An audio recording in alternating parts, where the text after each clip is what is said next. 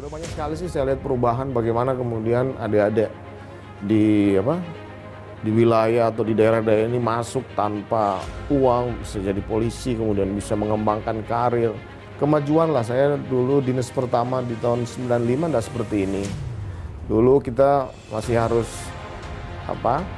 bayar dulu baru menerima laporan, sekarang sudah nggak bisa. Sudah era keterbukaan, sudah susah. Nah, kalau dalam proses ini masih ada polisi-polisi yang tidak mau berubah, nah itu menjadi urusan saya. Semua sudah kita selesaikan. Ada lagi, selesaikan lagi. Hanya 0,01% dari jumlah personil kita, 400.000 yang kayak begitu tadi. Ya masa kita mau bela lagi yang seperti itu. Nah, tapi jadi catatan juga nih Mas, kita tidak hanya menghukum anggota yang melakukan pelanggaran. Pak Kapolri juga sudah memberikan reward, dan ternyata lebih banyak rewardnya daripada yang melanggar. Saya sampaikan, memberikan semangat, spirit kepada anggota-anggota bahwa kita harus terus bisa menjadi garda terdepan.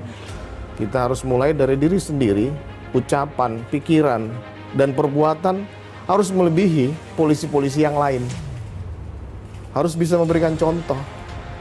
Divisi Propam dan Polda Jajaran, tidak ada satu orang anggota Propam pun yang melakukan pelanggaran. Karena kita harus jadi contoh.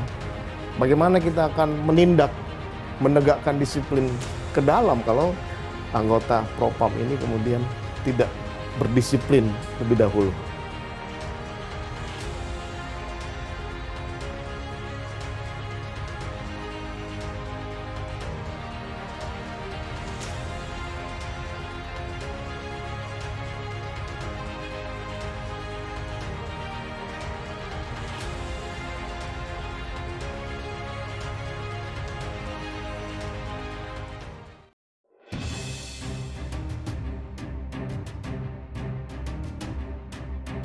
Dalam salah satu sidang, Ferdy Sambo dia menyebutkan bahwa dirinya tidak memaksa anak buahnya untuk menembak, namun dia yakin bahwa anak buahnya tertekan dengan dirinya yang memiliki pangkat dan jabatan tinggi. Hal itu juga membuka perspektif jika Ferdy Sambo memang dikenal orang yang kejam dan temperamen oleh orang-orang dekatnya.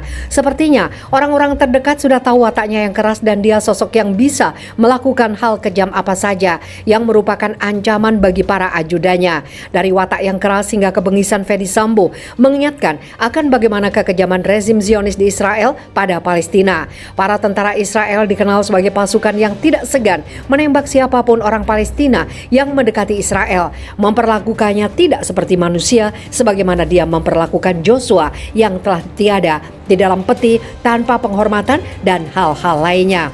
Ferdy Sambo jago memutarbalikkan fakta hingga menjerat banyak petinggi Polri dalam pusaran kasus yang motifnya tidak jelas ini.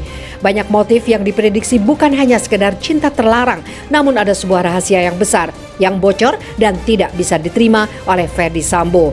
Sebuah rahasia besar yang mampu memecah belah institusi Polri di NKRI hingga menciptakan banyak drama yang perlahan menjerat lebih banyak orang dengan kebohongannya.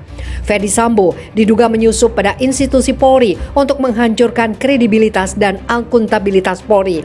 Benarkah mantan jenderal ini adalah didikan rezim Zionis Israel untuk menghancurkan Indonesia yang notabene pendukung besar Palestina?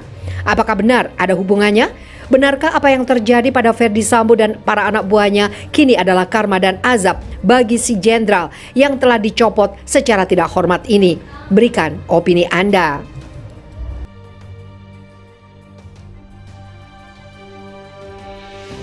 Pengakuan dosa Ferdy Sambo libatkan anak buah tutupi pembunuhan Joshua. Mantan Kadif Propam Polri Ferdy Sambo membuat pengakuan dosa. Dia mengaku merasa berdosa telah membuat anak buahnya terlibat dalam kasus pembunuhan Brigadir Joshua Huta Barat dan perusakan CCTV. Pernyataan itu disampaikan Sambo saat menjadi saksi dalam sidang perusakan CCTV hingga menghambat penyidikan kasus pembunuhan Joshua dengan terdakwa AKP Irfan Widianto di PN Jaksel. Ferdy Sambo mengaku dirinya bersalah saat ditanyai oleh pengacara Irfan, Ragado Yoso Diningrat. Saudara saksi pernah membuat membuat surat pernyataan tanggal 30 Agustus 2022. Bisa saudara saksi atau ceritakan ke persidangan ini terkait apa surat pernyataan itu?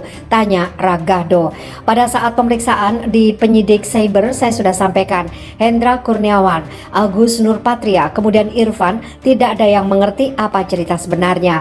Mereka tidak salah, mereka orang-orang yang hebat. Saya tidak bisa menghadapi mereka semua karena saya tahu saya salah yang mulia, ucap Sambo. Sambo mengatakan dirinya tidak tahu bagaimana cara membalas dosa. Dia berharap hakim bisa menilai kejujuran anak buahnya. Saya tahu saya salah, saya tidak tahu saya harus bagaimana membalas dosa yang harus saya hadapi ini. Tapi ya saya pikir inilah yang mungkin di depan yang mulia, yang mungkin bisa nanti menilai adik-adik saya ini seperti apa. Sambo mengatakan anak buahnya memang tidak mengikuti prosedur saat mengambil CCTV di Komplek Polri Duren 3 sehari usai Joshua tewas dibunuh. Namun katanya hal itu cukup diselesaikan lewat proses etik. Kalau kesalahan prosedur, dia tidak punya surat perintah. Ya, itu prosedur kode etik yang akan melalui. Itu mungkin isi dari pernyataan saya. Dan saya sampaikan di setiap tingkat pemeriksaan, di setiap proses yang saya hadapi. Mereka tidak tahu apa-apa. Tapi apa yang terjadi? Dianggap karena mereka dia bekas sekretaris pribadi, sayalah kemudian dia tahu ceritanya. Dianggap dia itu anggota saya, kemudian dia tahu ceritanya. Karena saya salah, karena saya melakukan kebohongan selama cerita awal. Saya salah yang mulia, saya siap dihukum untuk tindakan yang saya lakukan.